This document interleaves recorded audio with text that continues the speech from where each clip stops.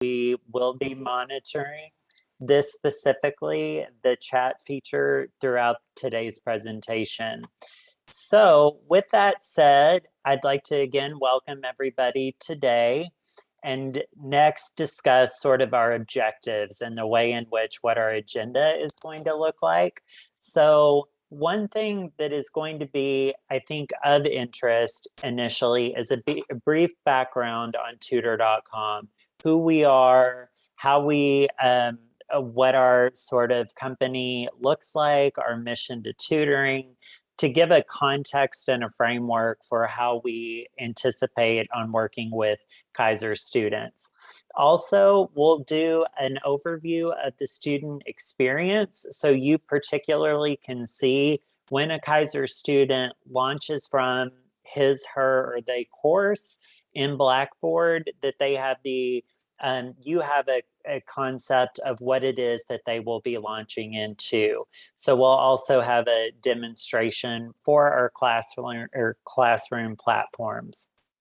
In addition, probably something that is of utmost interest to you as faculty are who are these tutors? Who are these people that are working with your students? How do we hire them? What is our vetting process?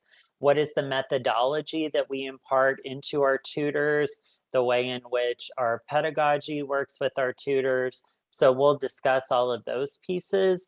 Then we'll discuss some resources for you, some best practices. Marcel will be holding additional trainings on the actual Blackboard piece within your courses, as that's something that he will be spearheading closer to the beginning of the term of Fall C. And then we'll wrap up today with questions and answers. I want to make sure that I allot plenty of time for that because this is a great format for you to be able to bring those out for yourself and for other colleagues who may be interested in the same thing but may not know it yet. So this is a wonderful opportunity to be able to do that. So with that said, the company overview, I think, is important because there have been a lot of differences and changes within digital education, especially during the period of COVID. And I think one of our really important distinguishing factors at tutor.com is our longevity. Tutor.com was founded in 1998 in New York City. So we have over 20 years of experience in the digital educational world in ed tech. And I mention that because I think that our longevity gives us a very, very critical sort of competitive advantage in the sense that we know how our product works and we know how that works with different types of markets and especially within the higher ed space. So we have now more than actually 21 million sessions. Now, 10% of those roughly have happened during COVID. So within COVID, we have seen over 2 million sessions since March of 2020. So that expansive growth is something that we have also experienced, and we are able to meet that demand quite easily based upon our infrastructure. Currently, we have around 4,000 active vetted tutors. That number may be slightly higher now, just based upon the demand that we have. And something else I like to mention here is that we have a tremendous amount of different types of institutions that we work with. So more than 375, and we work with 2-year community colleges. We work with 4-year institutions. We work with private. We work with public. We work with state systems. So that sort of diverse population in the higher education world that we work with really does allow us to offer some truly exceptional, I think, product and delivery of knowledge for our tutors because of that depth of client base that we work with. something that people, as well as myself as an employee, are very proud of at tutor.com is we are the exclusive online tutoring provider for the U.S. Department of Defense, for the service members, as well as their dependents. One thing that is wonderful about tutor.com is our commitment to the DoD, and we serve these service members all across the world. So that is something that we really do like to mention because it also, I think, speaks to the way in which our product is viewed in different types of markets. So with that said, I think one of the good places to start is going to be within the student experience to provide everybody with an idea of what that student experience looks like within tutor.com. So I'm going to toggle back and forth between screens briefly. So we'll jump out of the PowerPoint presentation.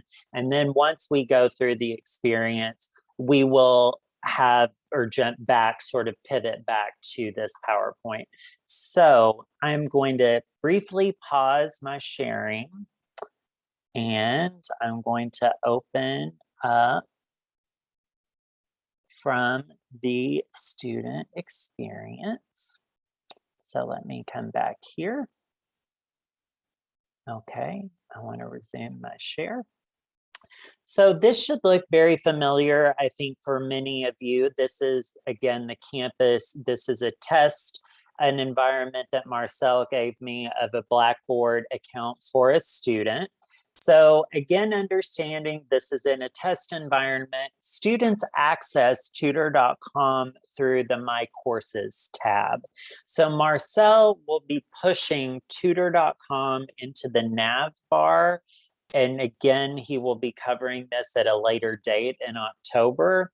But I think for your purposes, it's really important to understand where this is going to live, not only for the student, but also for you, which we'll talk about in a faculty view a little bit later in the presentation.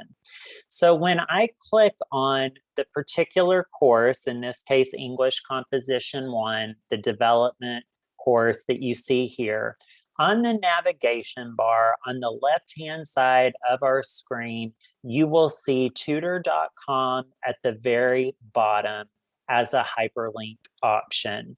So if I click on tutor.com, it's going to bring me to a new window for me to be able to launch into what students experience when they are within tutor.com. So a couple of things to orient ourselves here. This is branded specifically for Kaiser University, as you'll see here. When a particular student logs in, this will recognize their name, so it's personalized in that sense.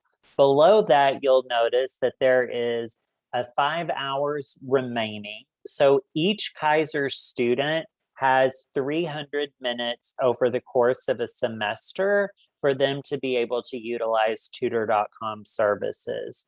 Now, there are other discussions about specifically, there is administration that can allow students additional minutes should they need that.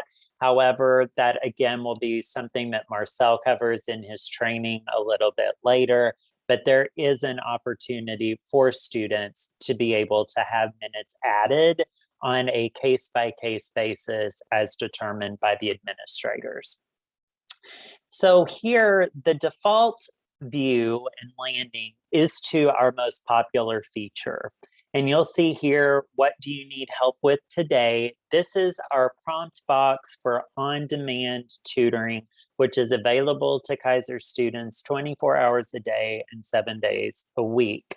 You will notice that it allows students the opportunity to select the topic specifically that they are seeking additional tutoring help. So for example, let's say we choose science. Within science, it will further drill down into what particular subject. You can see we have a tremendous amount of offerings here, from electromagnetism to earth science to organic chem. So this allows the student to select certain criteria so the tutor that is waiting to accept their on-demand request has background information and context so that correct tutor can connect with the correct student.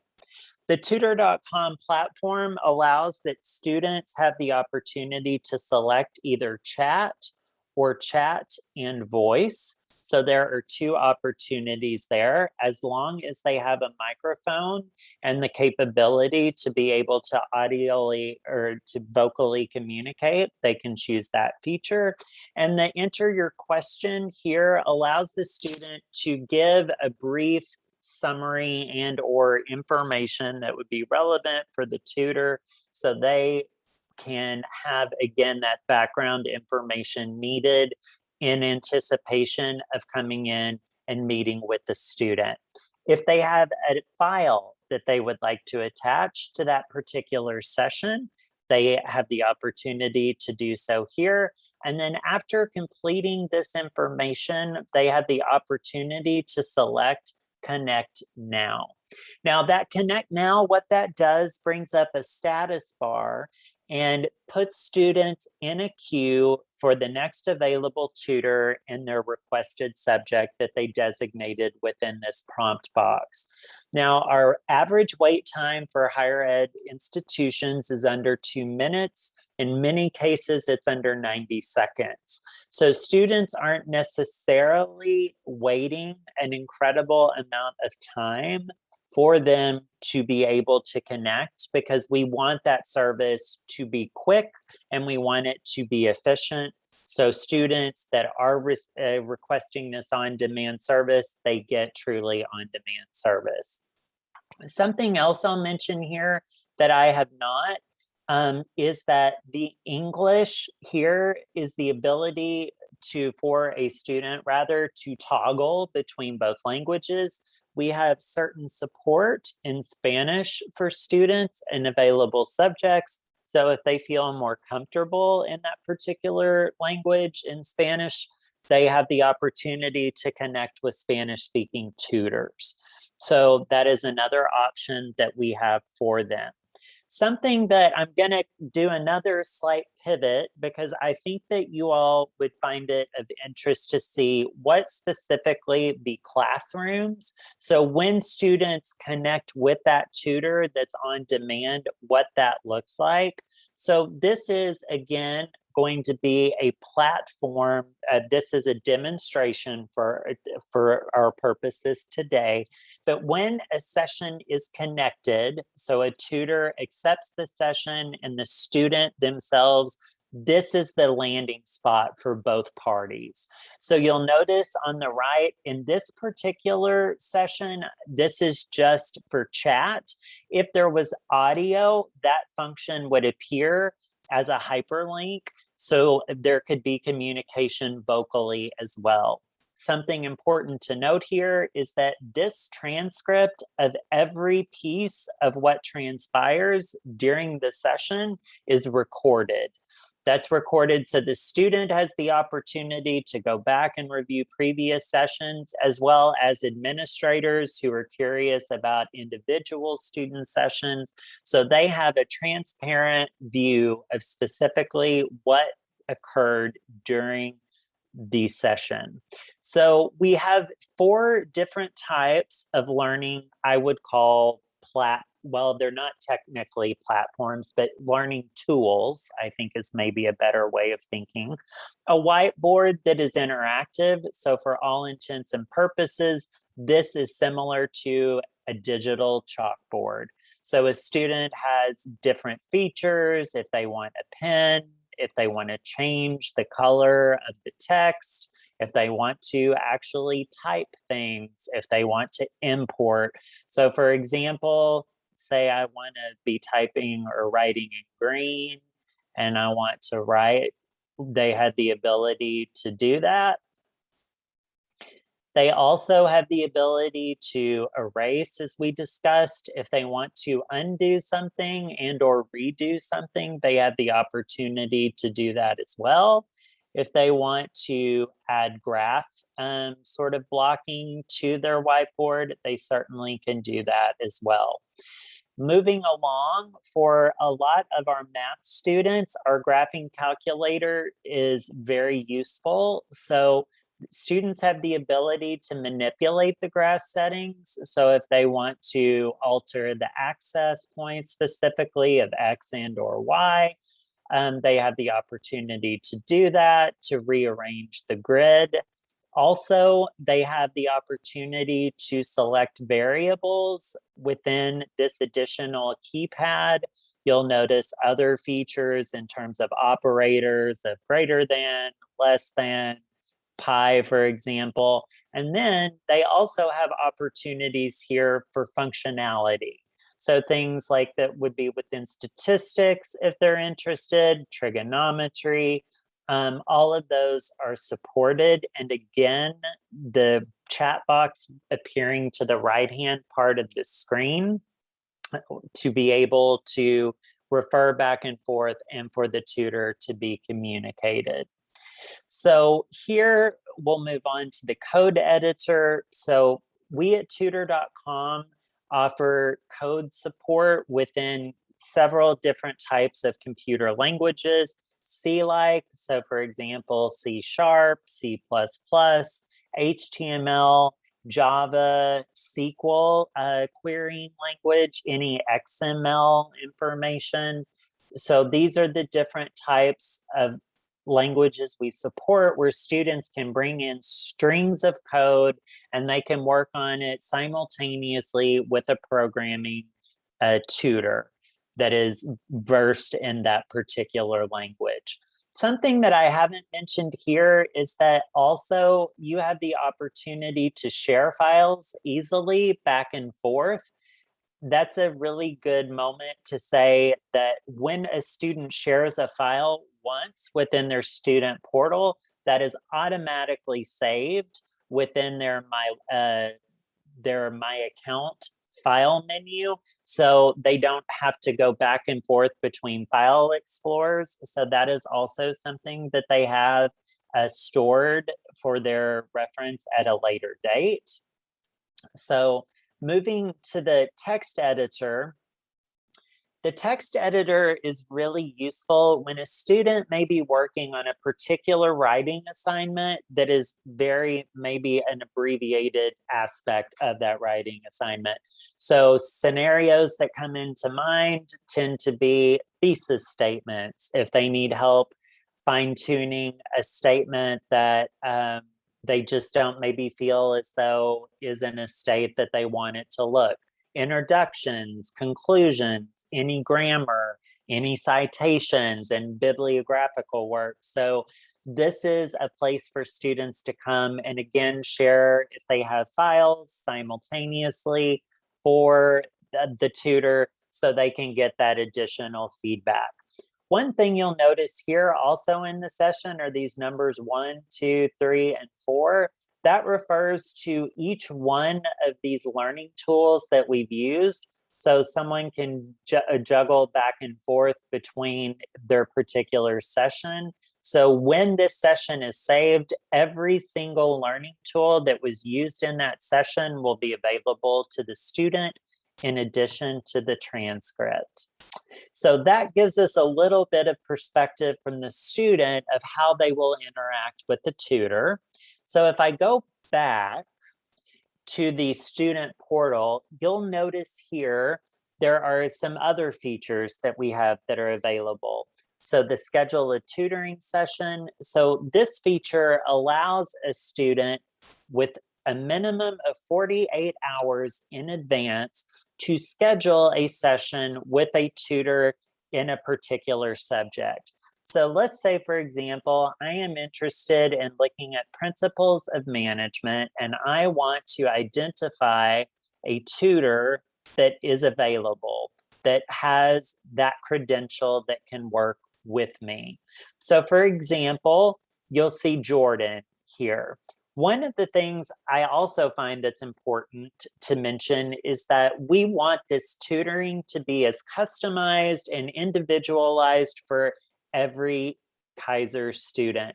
So to that end, we don't have a one size fits all tutoring methodology. We want to meet the student based upon the content and the subject area, and we want to do so in a meaningful way.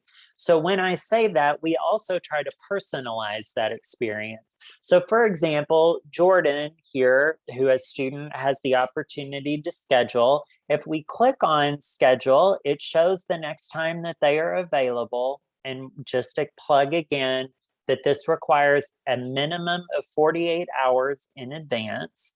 So Jordan has the opportunities listed here for a student to be able to select the times where he, she, or they would like to meet with Jordan to talk specifically about principles of finance. So you'll notice here, again, there's a prompt box for them. Within that prompt box, they have the opportunity to, again, identify what the subject it is that they would like, what they would like to discuss. And this part makes Jordan, I think, a little bit more human. So there is information about Jordan, about the subjects, his education, his career experience, why he chooses to tutor, what he loves about it, as well as reviews from our students. That these are, again, opportunities for students to leave comments at the end of their sessions. And we really do value these because not only does it give us a glimpse into what the student experience was with the particular tutor, it also gives peer-to-peer opportunities for students that are in search of a tutor in a specific area to see the feedback from other students. So they are able to identify possibly a tutor that they may want to favor, which they have the opportunity to do so here and engage in something similar to high impact tutoring. So where they are trying to work with the same tutor in the same subject repeatedly. So they have the opportunity to add favorites from this menu. Students also have the opportunity to go into, and this is a great segue, their My Account menu to past sessions, review those past sessions, and for those tutors that they may not have favorited, they can do so from this particular menu. At the end of every session, so there are 3 ways that we have the opportunity to be able to do this. At the end, or for students to identify a favorite, that survey where we saw specifically that Jordan had all of these reviews. So say Stephanie here at the end of her session was prompted to fill out a voluntary survey. And in that voluntary survey, there is the opportunity to identify that tutor as a favorite. So this allows students also, if they come online and they see that a favorite tutor is available, they can reach out to that tutor if they would like to work with that tutor, get in the queue specifically to work with that tutor, and will be notified when that tutor becomes available. So that doesn't necessarily require the scheduling functionality, but it does require a slight amount of patience because the student would be put in queue in the order in which the request for that particular tutor was received. Moving on to submit the paper for review. Yesterday, I briefly made an error that I would like to clarify today, which Cindy brought to my attention, thankfully. The drop-off subject for review, the drop-off paper for review, we guarantee this back within 12 hours. So the student drops it off, they fill out this specific, again, prompt box of when is the draft due. You'll see these questions specifically for them. And then they have the opportunity to choose a file. Now, yesterday I mentioned something, and this is where I need to clarify. The question came up briefly about how are students debited minutes from a 12-hour review? And so students are debited up to the number of minutes 50. So if a tutor fills out that session or they don't fill out, rather they review the student's document, they make comments about it, they complete the writing rubric, which I'll show you all when we jump back to the PowerPoint presentation, what that looks like. If it is less than 30 minutes, or 15 minutes, 50, then the student is debited the amount of minutes that that tutor spent specifically on that particular paper. If it is beyond 50 minutes, then the student is only debited 50 minutes, 50. That is the maximum amount of time that we ever debit from a student that uses this feature. On average, we see that papers are turned around in a quicker time frame than 12 hours, but we guarantee that 12 hours. So if a student wants to also work with a specific tutor that they have in the past, so for example, they're working on drafts and such, there is the opportunity to submit the paper once they have submitted it initially to the same tutor, so they are working with the same sort of narrative and the commentary of a tutor. So that availability presents itself for the student. I really wanted to clarify that and wanted to say thank you to Cindy for reminding me of that actually and clarifying that. So again, we'll take just a brief look at the Take a Practice quiz. So the Submit a Paper for Review and a Take a Practice quiz, both of those features are asynchronous. And so, for example, within the quizzes, you'll see here, if a student wanted to have this as an additional resource, they wanted to look at quizzes that are, let's say, related to manipulating equations, they can take this quiz, and after they take this particular quiz, depending upon how they score, if they would like to connect with a live tutor within physics, they can, and they can walk through this quiz. So until the student connects with the tutor live, this again being asynchronous, this is at their leisure. This is on demand as an additional resource for them to be able to look.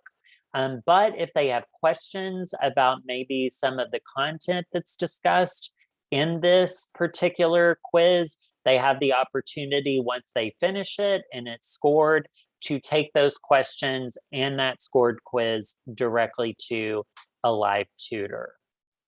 So I am now going to pivot back to our PowerPoint presentation. So I'll quickly pause my screen and bring this back to where we were. Okay. All right. So now that we've gone through the student experience, online tutoring and support for your students, these are just a little bit of the highlights of what tutor.com is and what we offer. So one thing I mentioned yesterday, and I think this is a really good place to say this, we had another faculty orientation yesterday, as you may or may not be aware, since I'm referring to that. Is that tutor.com, we are a complement to all of the incredible work that you as educators do in the classroom. We are in no means a replacement, especially in this era in which we live. I meant this yesterday and I mean this today.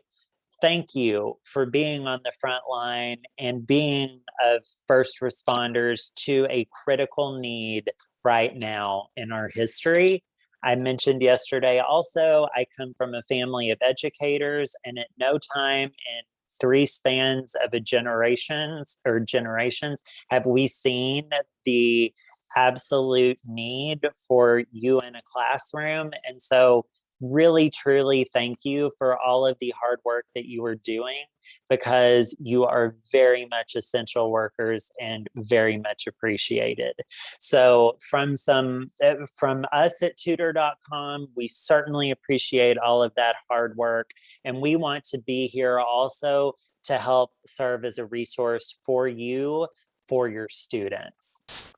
So Moving forward just a little bit, as I mentioned, extra hands. So we have the opportunity to be those extra hands for you and for your students. If students are struggling and they may need particularly remediation support, we also are there to identify that help. Intervention. So what we want to do is be proactive in our relationship to the student. So if we are seeing any identification or any signs that a student may be struggling, we have predictive insights that we'll be talking about a little bit later, so we can proactively work with the student.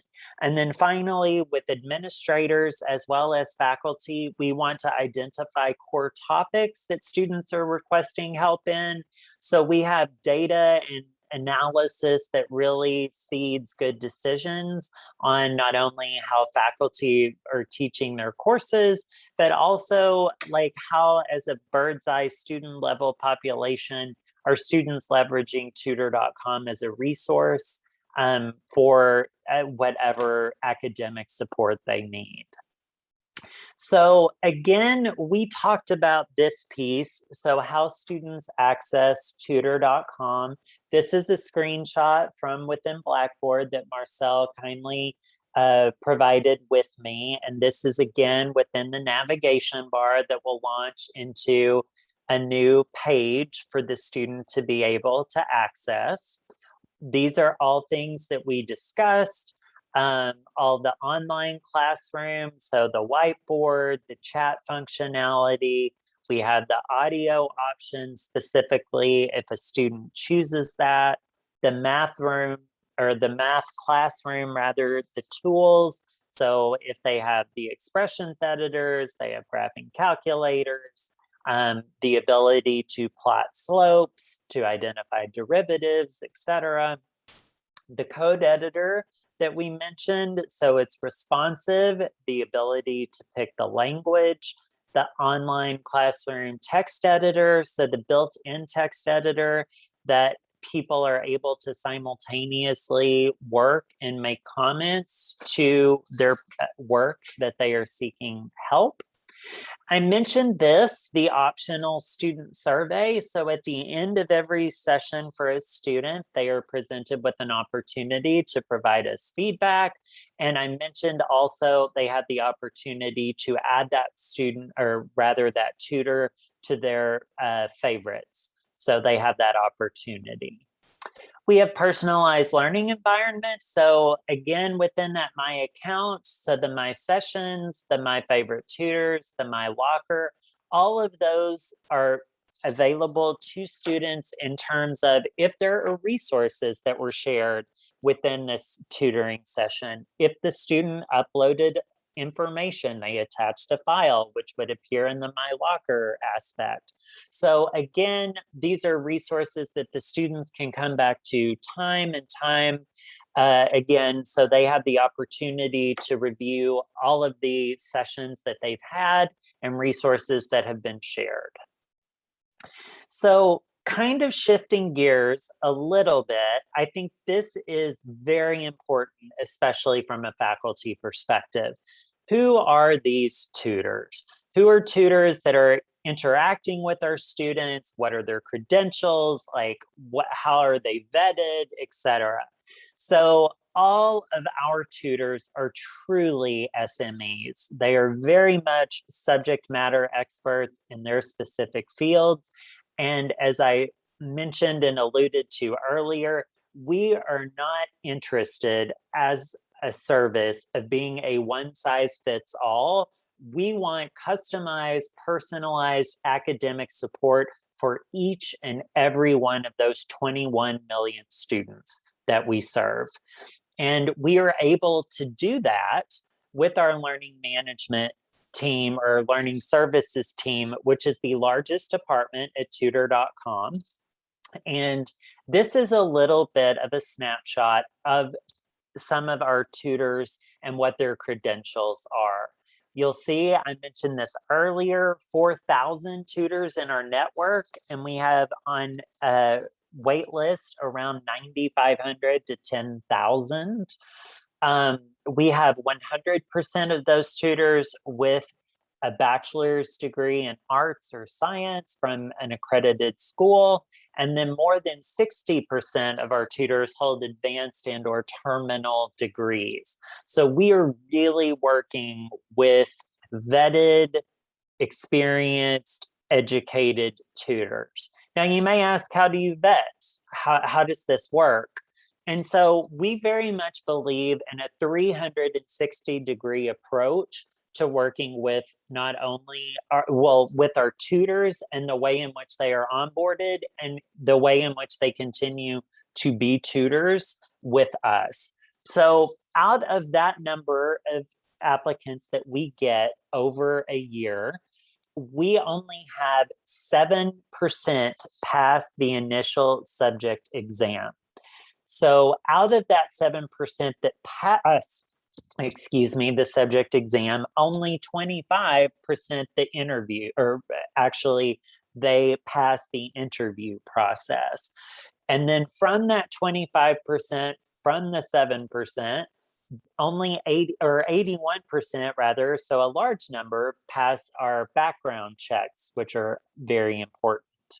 After that background check, they have access to our videos and our resources and are paired with a quality mentor.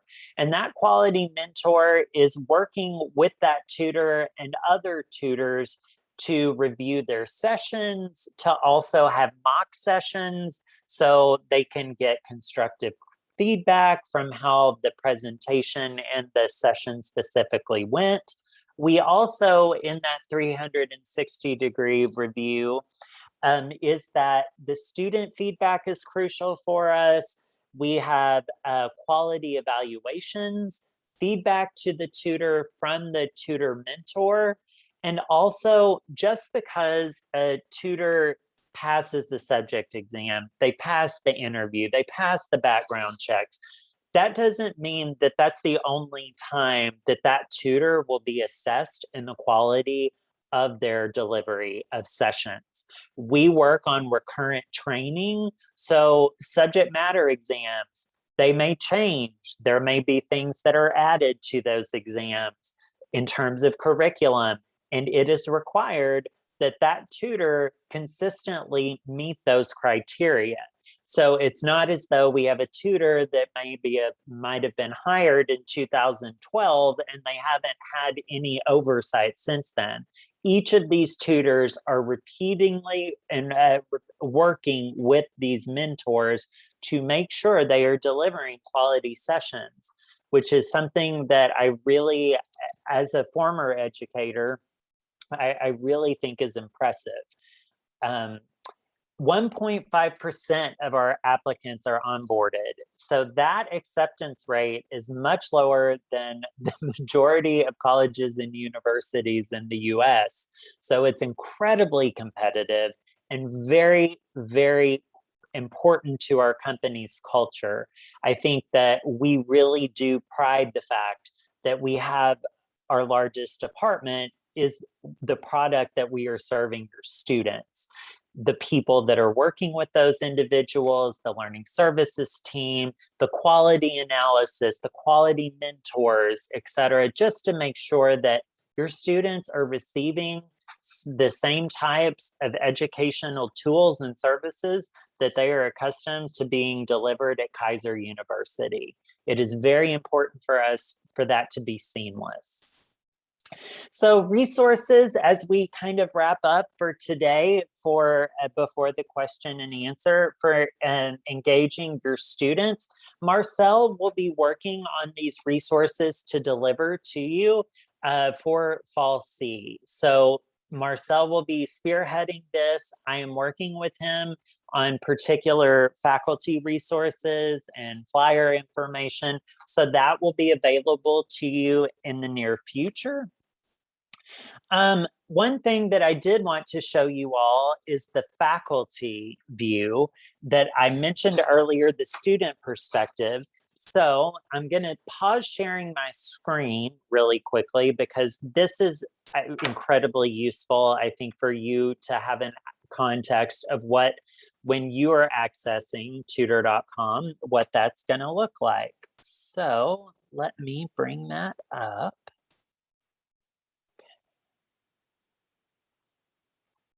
Here we go.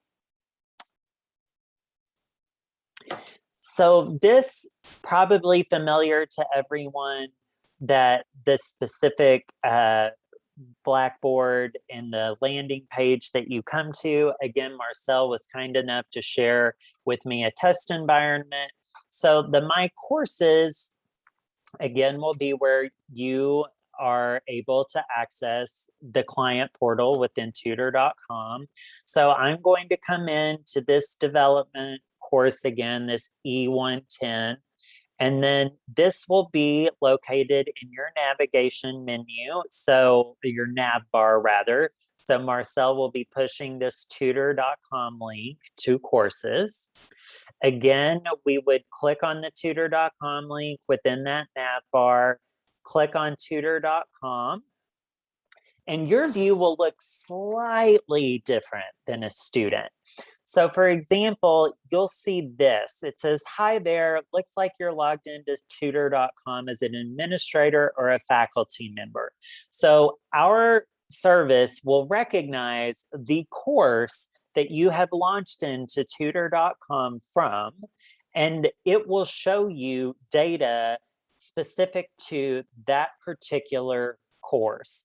So if I want to go look at the client portal and I click on that link, the data that I will see here, oops, it may not allow me to, there we go, yeah.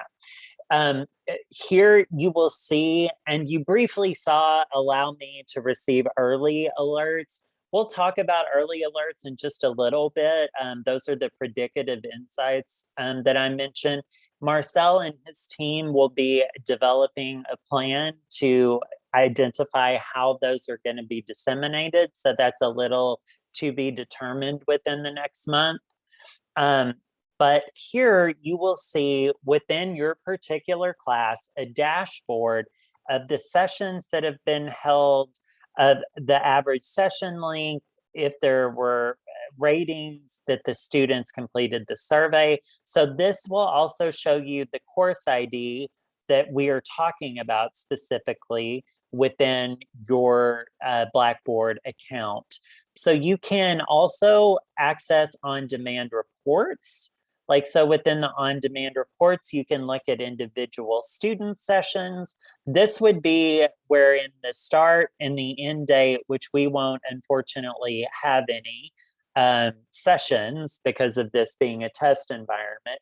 But the individual student sessions report is actually the location where you would be able to access the session transcript. So if you wanted to look at a student that had accessed tutor.com, that had engaged with a tutor, you would have the opportunity to review specifically their session within this particular report. There are others. You'll have a student usage report, a topic drill down report. The administrative access isn't really something that particularly pertains to a faculty like client portal access. So the things that I would identify that will be of most interest for you to be able to drill down your data is going to be the student usage, the individual student sessions report, and the topic drill down. And again, we launched to this through your learning management system. So again, this will allow you to review those students that have requested tutor.com resources. And so you also have the oversight to review the session itself. So jumping back quickly into our PowerPoint presentation. Here we go. The faculty dashboard we did discuss, so the aggregate data that you'll see, so the number of sessions that's within that particular course ID, if there are early alerts, the number of active students that have been, and those are unique users. So the number of active students, identifying why maybe the sessions don't necessarily match to what the active students look like, the session length, the survey response, and the recommendation rate. I mentioned the predictive insights, and so I wanted to briefly talk about this, and this is in tandem with our early alerts. So our early alerts are driven by our post-session diagnostic assessment. This is an assessment that is mandatory for every tutor to complete once the session has finished. So all of the information that is driven about, did the student master the content that he, she, or they came into the session to identify additional help? Did they master that? Did they have the prerequisite knowledge when they came into the session to be able to successfully master the content? If either of those are on a scale where the tutor does not agree with that assessment, that automatically triggers a tag to a subset audience at an administrative level that this particular student did not either master the content or they didn't have the prerequisite knowledge. There are two other types of early alerts. One of them is a frequently requested session or frequently requested subject. So if a student requests a subject more than 7 times in 7 days in that same subject, then there is an automatic trigger that tags that student, or if the session is unusually long. So our standard sessions, the average in higher education is somewhere in the neighborhood of 33 minutes. So if it is 75% longer than that, there will also be a trigger that notifies designated early alert recipients that the student demonstrated like either the session was long or they asked for that same subject more than 7 times. I mentioned that also with the classification of the session content. So you may have seen briefly when we were in the faculty, the client portal, there was a report that's the topic drill down report. That report is driven by these drop down menus that a tutor fills out when they are completing this post-session diagnostic. So that's a really good way for you also as faculty to be able to look at, are there trends in specific topics in my course that more than 2 students are having or experiencing some type of challenge, or that they are identifying and asking for more resources. So again, it gives you a little bit of that perspective into the topical content that your students are asking within your particular course. And as we wrap up today, the engaging your students, these are just suggestions when possible. Add this information within the course page. Again, Marcel will be talking to everyone in October within his training sessions about how to do this. But these are things to just consider. Possibly require it as an assignment if that might be something, maybe an opportunity within your course. I think also when students have a significant time in the semester, if it's midterms, if it's finals, just to maybe remind them that they do have additional resources for preparation in those really big moments throughout your semesters. So I think that those are really good practices for you to be able to engage with your students. And that wraps up what I have for today. I apologize, I talked a little longer than normal, but I definitely have time after 5 or 6 p.m. Eastern if we need to stay on just a little bit, but I am very conscious of how time is a precious commodity. And I just want to say thank you for giving me the opportunity to come and to present this. And with that, I will put myself on mute and turn it over to Marcel. Thanks, John. I really appreciate it. It's always great to listen to you. Actually, this is the second session besides our individual ones, and it's always great to hear your enthusiasm with the product. I really think it's a great product, and I think it'll be a great addition to the institution. We did have a couple questions. One of them I answered. They asked if a student takes a quiz, how many minutes are deducted? None, based on what we discussed, unless they actually request a tutor's assistance. And then there was another one, if the instructor disagrees with some of the comments made by the tutor, how is that handled? So I'm gathering, as the instructor, if it's your student, you could give additional input and letting them know that, you may disagree with this and you think they should look at this specific item or consider this. But if there is an issue with how the tutor handled the session, John, is there a way for the instructor? Yeah, I'm happy. Yeah, that's a great question. So if, for example, there is something that comes from a session that you as an instructor don't agree with, we have a quality control team within our learning management or learning services team that would address that.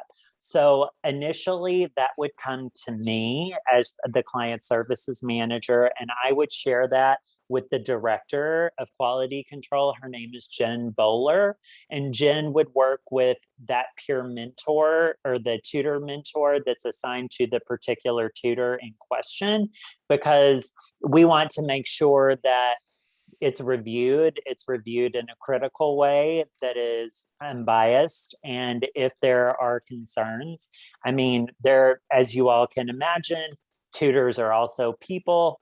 It is not often where that situation presents itself, but we do have a process in place to deliver that to the quality assurance team so they can take a look at it. And then we would deal with that accordingly based upon whatever the sort of the investigation uncovered, while keeping everybody from the administrative level to the particular faculty aware and abreast of what's transpiring. So we do, yes, and very much value that feedback. So. I haven't seen any more questions, but just to reiterate, the tool will not be added until fall C. So your students or you won't be able to see that until then in your courses. I will begin adding the tool as of next week. We needed the fall B courses to run and roll through. I will then start a process of trying to batch add that tool to every single course that we have, both hybrid and on ground. So it'll take me some time to run that through, but I will try to do that sometime next week. I will begin. And as John alluded to, there are some documents I'm working on, and we'll get this recording out to you along with those documents for you to peruse. And then if you have any questions, you could feel free to reach out to us and we'll assist where we can. And if I need additional input, I'll reach out to John. Hey, Marcel, this is Rich Nixon. Was it 300 minutes per semester or per term? It's per term, so you get 5 hours per term. So yeah, okay. So A term, B term, C term, D term. So you get 5 each one of those terms. Thank you. Yep. And then will this replace writing student? No, it doesn't. This is just an additional tool for the student. You can still direct your students to your OWL and they could submit there. But the benefit to this tool is that they have access 24/7. If they need to submit a paper on Sunday, like, some students, they never do this, but the deadline is there and they need to get help, they could submit it and within a few hours get assistance and try to get that paper in. So that's pretty much what it's there for, and not to surpass or supplement anything else. So I think we just want to try and provide as needed service, which is what this tutor.com allows us to provide our students. In the online environment, it can't be around our schedule, it has to be around theirs. So we're looking to try and see how we can provide different services to accommodate students in this way. Marcel, this is Scott. I asked that other question, but we are the flagship campus and we don't work like you guys do everywhere else. How will that affect the students' minutes available? because they're taking 5 classes at a time, not 1 class at a time, and they got a 16-week term, not a 4-week term.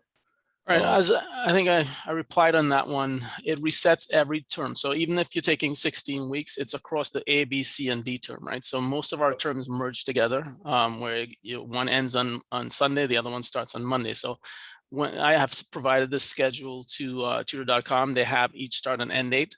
So once that Sunday finishes at 12:01 a.m., they get a new batch of for 5 hours for the next 4 weeks, and so forth and so forth. The only challenge we could see is when we have those weird 1 week gaps where we have a break and so forth, but all that has been provided, so they should be able to start that then. Okay. So I think this should be fine. Thank you. You're welcome. Anyone has any other questions? Okay, let me stop recording here.